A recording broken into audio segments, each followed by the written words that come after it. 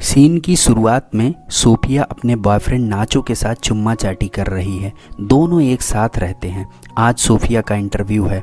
यहाँ सेक्रेटरी के लिए एप्लीकेंट आए हैं। सोफिया कम एक्सपीरियंस वाली है। उसे डर है उसका होगा कि नहीं। उसने फेक डिग्री और एक्सपीरियंस सर्टिफिकेट भी दिए हैं।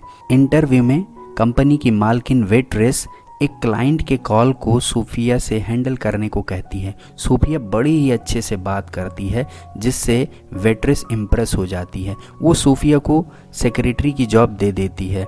जॉब की सेलिब्रेशन में सोफिया अपने बॉयफ्रेंड नाचो के साथ माचो करती है।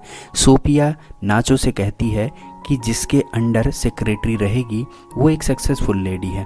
वो उसके जैसा बनना चाहती है। वो उसके जैसा बनने के लिए हर सेक्रीफाइस देने को तैयार है। वो वेट्रेस की सफलता से बहुत प्रभावित है। अगले सीन में सोफिया वेट्रेस के साथ मीटिंग को जा रही है। वेट्रेस उसे बाहर वेट करने को बोलती है। मीटिंग देर रात तक चली जिससे सोफिया वहीं बाहर सोफे पे। मीटिंग खत्म होने के बाद वेट्रेस सोफिया के पास आकर उसके मोबाइल में उसके बॉयफ्रेंड के साथ डीपी देखती है, फिर चुपचाप रख कर उसे घर जाने को बोलती है। रात में वेट्रेस अपने घर पे एक मेल स्क्वाड बुलाकर बजती है।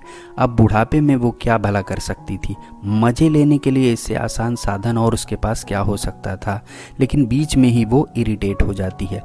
अगले सीन में वेट्रेस बाथ टब में खुद ही मज़े ले रही है। उधर सोफिया अपनी प्रेगनेंसी टेस्ट कर रही थी। वो डिनर टेबल पर नाचो से बोलती है कि मैं फैमिली नहीं चाहती हूँ क्योंकि मैं सक्सेसफुल बनना चाहती हूँ। वो सफलता चाहती थी हर हाल में और उसे लगता था कि बच्चे किसी भी हालत में सफलता में बाधक होते हैं, इसलिए वो बच्चा बिल्कुल भी नहीं चाहती थी। थोड़ी देर बाद उसे पता चलता है कि प्रेगनेंसी टेस्ट पॉजिटिव है और उसके पेट में बच्चा है जो कि नाचो का है। वो इससे दुखी होकर चर्च में कन्फेस करती है कि वो अबॉर्शन करवाएगी। फादर समझाता है पर सोफिया चली जाती है। नेक्स्ट डे एक मीटिंग में सोफिया क्लाइंट को अच्छे से हैंडल करती है। ये देखकर वेट्रेस उसे ऊंचे ओहदे पर कर देती है। अब वो हायर पोस्ट के साथ साथ सेक्रेटरी भी थी। उसे एक एम्प्लॉय के कॉन्ट्रैक्ट पर साइन करना था। वो 10 दिन से छुट्टी पर थी। छुट्टी का कारण प्रेगनेंसी था। कंपनी की पॉलिसी के अकॉर्डिंग प्रेगनेंसी वाली वुमेन्स को जॉब छोड़नी पड़ती थी क्योंकि इस बीच वो अच्छे से काम नहीं कर पाती हैं। सोफिया उस औरत को कंपनी से निकाल देती है। फिर वो वेट्रेस के केबिन में आती है। वेट्रेस कहती है कि मेरी कंपनी प्रेग्नेंट वुमेन नहीं रखेगी, ये लोग इनएफिशिएंट होती हैं। तभी सोफिया रोने लगती है। वो प्रेग्नेंट थी, उसे वॉमिटिंग होती है। वेट्रेस जान जाती है। सोफिया डर जाती है कि उसका जॉब अब गया, पर वो बोलती है कि जॉब के लिए कुछ भी करेगी। वो बच्चा अबॉर्ट करने को भी तैयार होती है क्योंकि उसके लिए सक्सेस ही सब कुछ था। अगले सीन में वेट्रेस अपने वकीलों से सरोगेसी की लीगैलिटी डिस्कस करती है। वो बताती है कि एक एम्प्लॉई अपने बच्चे को अबॉर्ट करवाना चाहती है, पर मैं उस बच्चे को अडॉप्ट कर लूँगी। इस पर उसके लॉयर उसे कांग्रेट्स करते हैं। वेट्रेस सोफिया को अडॉप्टेशन वाली बात बताती है। सोफिया आगे बढ़ना चाहती थी। वो तैयार हो जाती है। वेट्रेस सोफिया की देखभाल पर ध्यान दे रही थी। वो चाहती थी कि ये बात किसी को भी ना पता चले। सोफिया को जहाँ कहा जाए वहाँ वो आराम से चली जाए। वो चाहती थी कि अगले 6 मंथ के लिए उसकी प्रॉपर केयर हो और ये बात किसी को पता भी ना चले।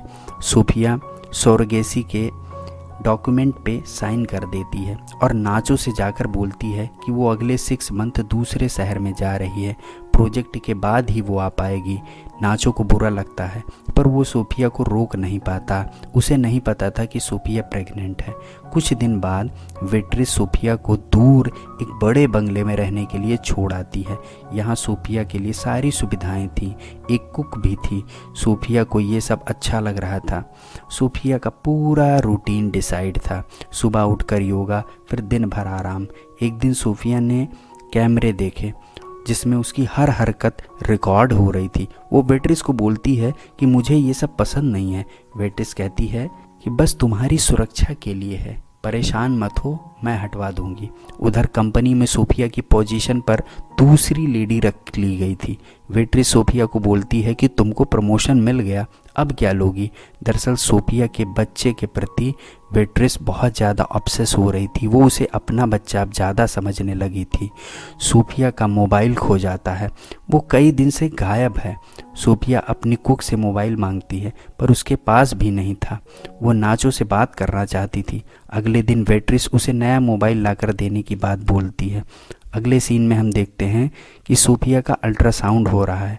हम देखते हैं कि सोफिया से ज़्यादा वेट्रेस एक्साइटेड थी, खुशी उसके चेहरे पे साफ दिख रही थी। एक दिन मेड सोफिया को ऊपर के कमरे में ले जाती है। ये कमरा आने वाले बच्चे के लिए था। सोफिया को लगता है कि वेट्रेस बच्चे के लिए कितनी ज़्यादा एक्साइटेड है। अगले दिन वो एक पपी भी ले आती है जिससे सोफिया का अच्छा टाइम पास हो रहा था। एक दिन सोफिया को पता चलता है कि मेड को नौकरी से निकाल दिया गया है। वो नहाते समय उसके बारे में वेट्रेस से पूछती है पर वेट्रेस गुस्सा कर चली जाती है। सोफिया को ये अच्छा नहीं लगता है। अगले दिन सोफिया अपने बर्थडे पर नाचो से बात करने को कहती है। वेट्रेस वीडियो कॉल करवाती है पर उसे देख सोफिया रोने लगती है। तभी वेट्रेस कॉल कट कर देती है। कुछ देर बाद वेट्रेस को पता चलता है कि सोफिया ने जॉब लेते समय फेक डिग्री लगाई थी। वो गुस्से में आ जाती है पर गुस्सा एक्सप्रेस नहीं करती है।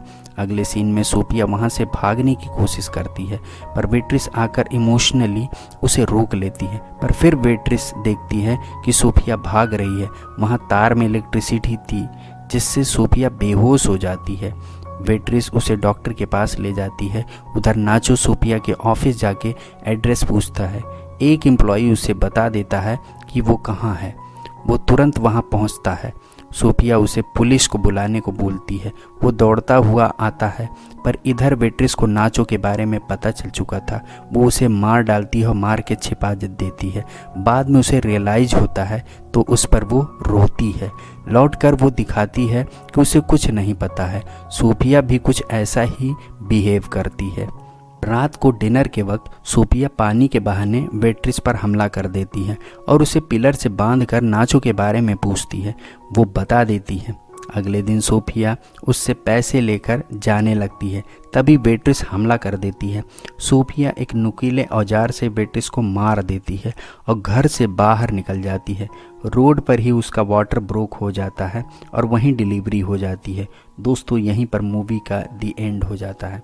आपको ये मूवी और इसका एक्सप्लेनेशन कैसा लगा हमें कमेंट सेक्शन में लिख के ज़रूर बताइएगा। चैनल पे नए हैं तो सब्सक्राइब करना बिल्कुल भी मत भूलिएगा।